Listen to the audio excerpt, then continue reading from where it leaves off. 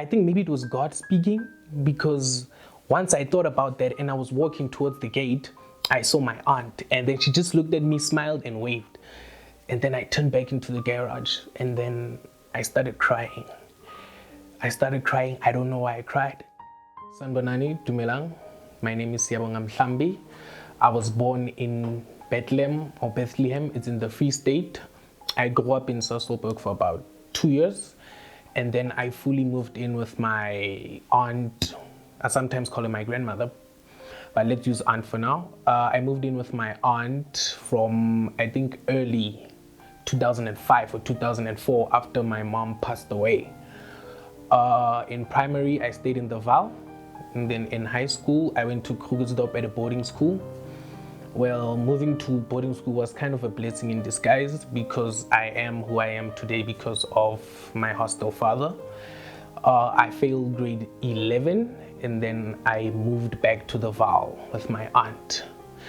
Moving back to the Val, I thought it was still gonna be a blessing in disguise, because I'm a very positive person, I'm a bubbly person.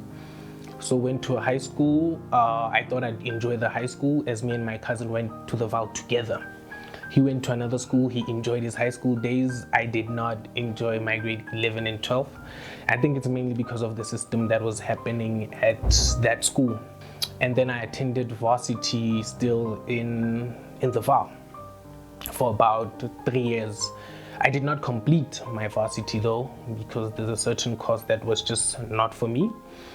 At that time, I was in a good space for maybe a month. But now, after feeling unemployment plus COVID was still new, so I thought maybe after COVID I'd bounce back. But during that level 5, that's when I got a message from the school that I cannot continue. After trying multiple times, there's a certain test that I had to write. So I thought I'd be able to handle not being in school and all of that stuff. But not knowing that I'd be in a position that I usually hear people talk about. Luckily, I was not, diagnosed at a doctor or something for that. But should I call it depression? I don't know. Because daily I kept asking myself, what am I doing in my life? Because I see my peers always progressing every day.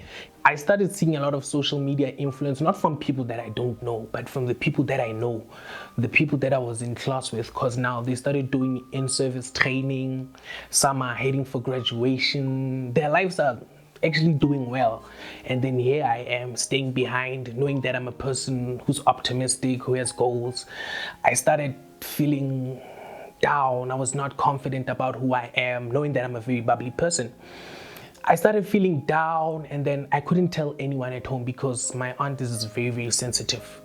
I started losing hope in praying. I started losing hope in God. I just turned away from my Bible because I just decided that, you know what, there's no way forward. There's no way forward. I've been praying, and sitting with my aunt would just make her sad. So as time moved, there was a time I was sitting in the garage, and then I told myself, you know what, the Val River is nearby. How about I go jump in the Val River and end my life? But I don't know, I think maybe it was God speaking, because once I thought about that and I was walking towards the gate, I saw my aunt, and then she just looked at me, smiled and waved. And then I turned back into the garage, and then I started crying. I don't know why I cried. And then at that time, I haven't spoken to God in a very long time. And then I asked him, God, what's happening? Why am I suddenly having thoughts of just jumping in the river? Why do I hold the rope sometimes and feel like hanging myself? And then I asked myself, is this really me? Because I never thought I'd be in this place. And then I thought I was going to be okay. And then I just faced my direction towards alcohol. I started drinking a lot. People know, people would usually say, yo, Siya, if you chill with Siya, you're gonna drink. I even spent my savings on alcohol, which I really regret. Don't think nobody knows in my family actually. But yeah, I spent, I think it was 10,000 rands. I I spent 3,000 for groceries, and then I seriously don't know what happened to the other 7,000. I never even bought myself clothes. That's how bad it got, because I started consoling myself in the bottle, and I thought, wow, this is happiness. But once I'm sober again and I look at my bank balance, I have nothing. And I started feeling bold. Oh, I have money now, forgetting that I'm saving this money for my future. Now, as time went by, I don't know what happened. I think, my aunt sat with me, and then she told me that she can see what's happening. She sees I'm not okay. She knows these are the effects of not being employed, not being in school while my friends are progressing. And then she told me I should stop drinking. And then I was a bit arrogant. It was like, no, I have it under control. And then I just left the room. And then at that time, I still thought of going to the bridge and just jump off and kill myself. But then one morning I woke up and I was talking to a good friend of mine, Jenkins, and then I don't know, we've been friends since 2018, but that day I decided to ask him his age, and then he told me his age.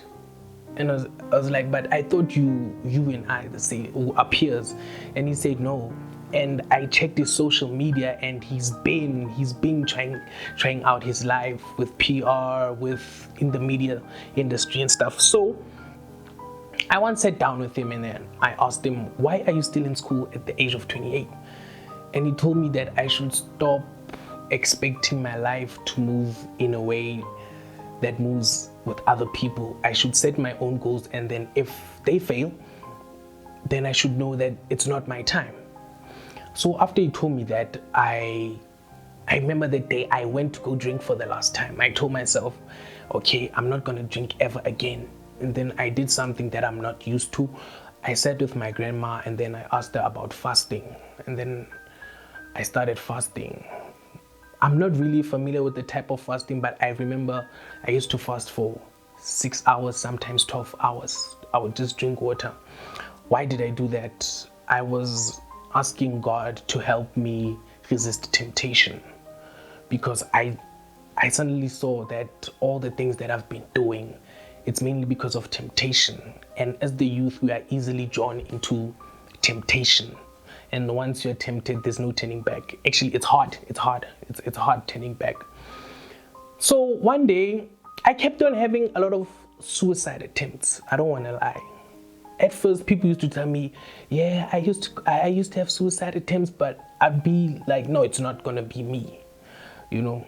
So I remember also another time whereby I was very close to the bridge this time. I kept on going to the bridge because it's the nearest place and I can't swim. I almost drowned in 2019 at Durban. And I gave up in the pool. I remember giving up in the pool. It was like, God, take me. But the lifeguard came. And then I dislocated my shoulder. And I thought, hey, God, it's not my time. And remember at that time I was still in varsity. Okay, let's fast forward back to me not being in school, me drinking, me fasting. I started having a closer relationship with God. And I couldn't understand why people pray, funny enough. But I grew up in a family whereby my aunt goes to church every morning when I wake up. There's a radio station that she plays. It only plays gospel all the time. So I'm familiar with gospel songs, but I'd be very ignorant about it. So this other time, I just kept on sitting down daily. I kept on sitting down, listening to the songs, reading the book of Proverbs. I find a lot of wisdom from it. And then I picked my socks up and was like, no, I'm not going to continue any longer. And I thought I'm in the right track. I don't know what happened. I think also it's the influence of friends, because going home, I thought was going to be a blessing in disguise, but I call it a curse in disguise, because every time I had plans in the Val, things would not prosper. I don't think people understand the power of having friends. When our elders always say, always check the person closest to you. At a young age, we undermine it, but as you grow, you tend to realize that if you tell everybody everything, things just don't go well. I think also it's because I trust people too easily because of how good they are to me. But also I think humans have a certain energy that's different from another human being. So you might find that my energy doesn't match the person next to me. Yeah, I don't think people understand the energies that people have, understand, especially when it comes to friends. So after realizing that me talking a lot to friends, it's actually doing bad for me, that's when I realized, let me leave the Val a bit. Let me go chill with another family member, because I thought maybe that could help. And funny enough, when I left the Val, I think it was a month ago or 2 months ago, things started adding up. I talked to less people, and what's nice is that at least we in quarantine, so that helped a lot. Even on social media, I just had to relax a bit. And I love the fact that I became closer with God. I think it's something the youth undermines a lot. But I think a close relationship with God, you don't need to have a relationship like your neighbor does, but having a close relationship with God at a young age, I think it's a great foundation, especially when you're going to move into your mid-20s. The mid-20s are hard. There's nothing nice about the mid-20s, but I think if you carry the strength of prayer with you, it goes a long way. And funny enough, when you tell a lot of youth about prayer, they just don't understand. But from the situation that I've been in of trying to jump off a bridge, almost drowning, and having a rope in my hand, to the happiness that I have now, I can fully say it's God's work. Because here I am now. I always said a blessing turned into a curse, whereas now I'm just a curse turned into a blessing, and I'm very thankful for that. One thing I should advise the youth is that you should find yourself, you should protect your energy. Protect your energy at all costs. Not everybody wants to see you happy. Not everybody wants to see you flourish. I know a lot of people say this, but you need to listen to that with understanding. Sit down and sit back and understand why people say that, because there are people who are literally failing because of telling whoever that, hey, I'm going to do this, and then it fails. You tell somebody, hey, I'm going to do this, and it fails. It's all because people see potential in you. So if you just draw closer to God, draw closer to your energy and closest people to you. And now things are going very well with me. Things are going very, very well. I'm actually very happy. I wake up with a smile on my face, singing. I'm joyful. I'm a very joyful person. I applied at a certain college. I'm going to do marketing there, which is a space that I really love, a space that I really have respect for. And me being in school actually means a lot now. And funny enough, now I'm being surrounded by people who are driven. I'm being surrounded by people who are driven. I never thought I'd be around people like that, because back home, everyone is like, hi, Ntwana, life is life. We'll just see what happens. I don't want that. I want somebody who's going to tell me that, in fact, this is life, but there's something that we need to do to put bread on the table. I don't come from a poor family, but bread on the table for myself in future. So after I finish at the college, I still want to continue in varsity. I don't care even if I'm 32 or I'm 30, but as long as I stay positive about finishing school and staying very, very positive with my spirituality, I think that's what brought me at this stage right here. So for anyone my age, just don't push your goals based on what the next person is doing. Push your own goals at your own pace, because God sets your own pace. Nobody else can set that pace for you. Hi, my name is Siyabonga Mhlambi, and I've been through the most.